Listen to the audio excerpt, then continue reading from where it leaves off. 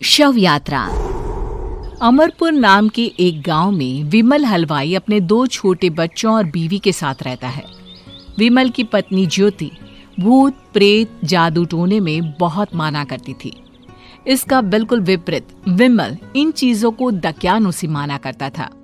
रोज की तरह विमल अपने मिठाई की दुकान जाने के लिए निकलने की हड़बड़ी में होता है। मैं निकलता हूँ ज्योति, देरी हो जाएगी, दुकान भी खोलनी है मुझे। अजी ध्यान से, आज अमावस्या है। रास्ते में कोई कपड़ा या कुछ भी गिरा हो तो उसे लांग मत दीजिएगा, बगल से चले जाइएगा। अरे ऐसे तो तुम मुझे पागल ही कर दोगी क्या? हाँ, मैं नीचे देखकर चलूं कि सामने से कोई गाड़ी घोड़ा आकर मेरे ऊपर से चला जाए? दोनों हालत में तो मेरी ही मौत है। अरे क्यों सुबह सुबह इतनी अपसुगनी बातें कह रहे हो जी? मेरे गांव में तो ऐसा आंखों के सामने होता हुआ देखा है मैंने, इसीलिए कहती हूँ, वरना मुझे क्या, पड़ोसी को तो नहीं कहना चाहती मैं। पति हैं आप मेरे, इसलिए बोल रही हूँ। विमल अपनी मिठाई की दुकान चला जाता है। दुकान पर पहले से ही ग्राहकों की लंबी लाइन लगी हुई थी। ये लो, वहाँ ज्योति अमावस्या को लेकर परेशान है और आज तो हमेशा से ज्यादा ही लंबी लाइन लगी पड़ी है। अच्छी खासी बिक्री होगी आज। विमल दुकान खोलता है। एक के बाद एक ग्राहक उसकी दुकान पर मिठाई ले रहे होते हैं। तभी गांव की एक बूढ़ी औरत विमल से कहती है, जिस तेजी से बिक्री हो रही है, कहीं किसी की नजर ना लग जाए, नींबू मिर्ची टांग ले। अरे क्या चाची तुम भी, ये सब नजर बजर कुछ नहीं होता है। कैसे लोग हैं मेरे आसपास। अपनी दुकान से शाम को विमल हंसते कूदते वापस घर आता है। हाँ, आज तो अच्छी खासी बिक्री हुई है। 1 महीने में जितनी बिक्री होती है, एक ही दिन में आज उतने पैसे कमा लिए मैंने। ये तो बहुत अच्छा हुआ जी, आज ही घर की नजर उतारी है मैंने। बिक्री तो अच्छी होनी ही थी। अच्छा, तुम खाना लगा दो, सारा माल बिक चुका है। मुझे शहर जाना होगा, कुछ चीजों की जरूरत पड़ेगी। रात भर मिठाई बनाऊंगा, तब जाकर कल सुबह दुकान खोल पाऊंगा।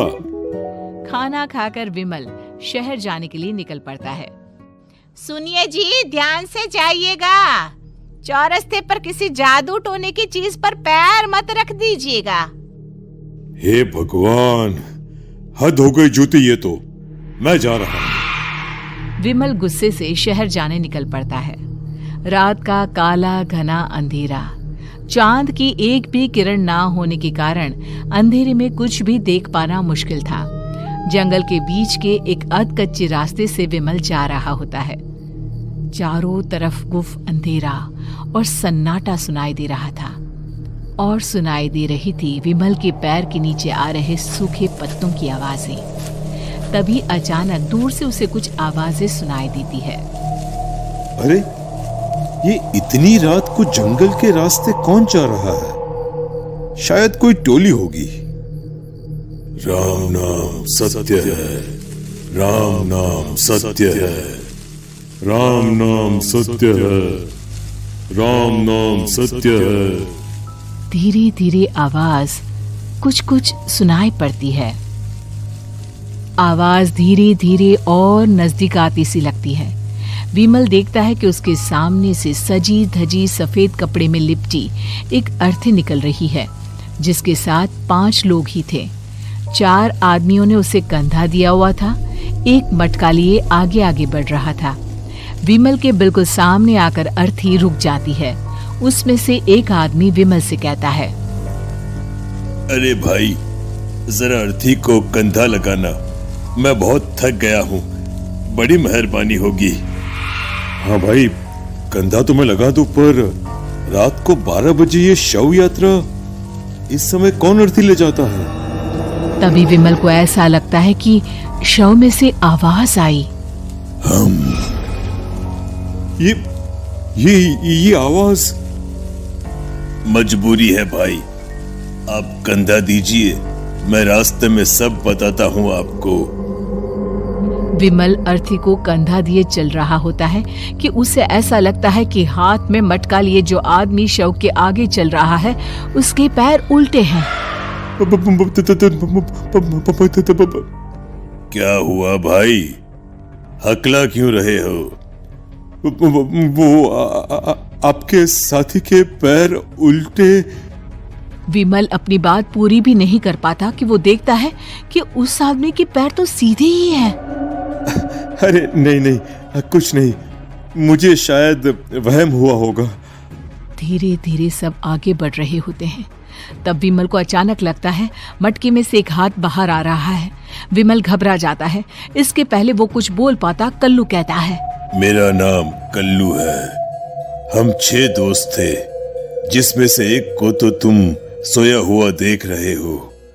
इतनी पक्की दोस्ती थी कि जैसे हम सब सगे भाई हैं। पर किस्मत का कोई क्या कर सकता है। आज से 4 साल पहले एक नदी में हम सब नहाने गए थे, जिसमें डूबकर राजेश की मौत हो गई। किसी मजबूरी के कारण हमें उसकी अर्थी को रात को ही शमशान घाट ले जाना पड़ा। हम 5 उसे ले जा रहे थे। 4 साल पहले आप 5 में मैं कुछ समझा नहीं। मंकू अपनी गर्दन पीछे घुमाकर अपनी आंखें बड़ी बड़ी कर विमल से कहता है, अरे भाई, पूरी कहानी खत्म होने दो, फिर बीच में बोल लेना, ठीक है?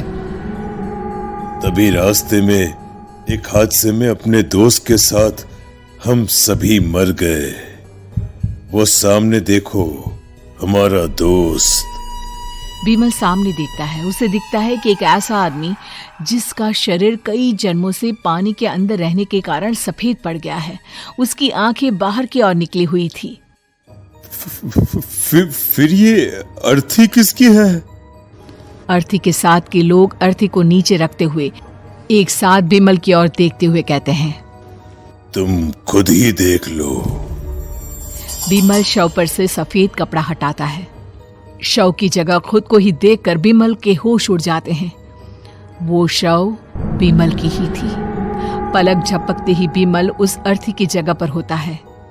6 के 6 दोस्त उसी तरह अर्थी को उठाकर चलने लग जाते हैं।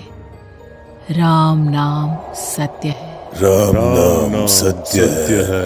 राम नाम सत्य है।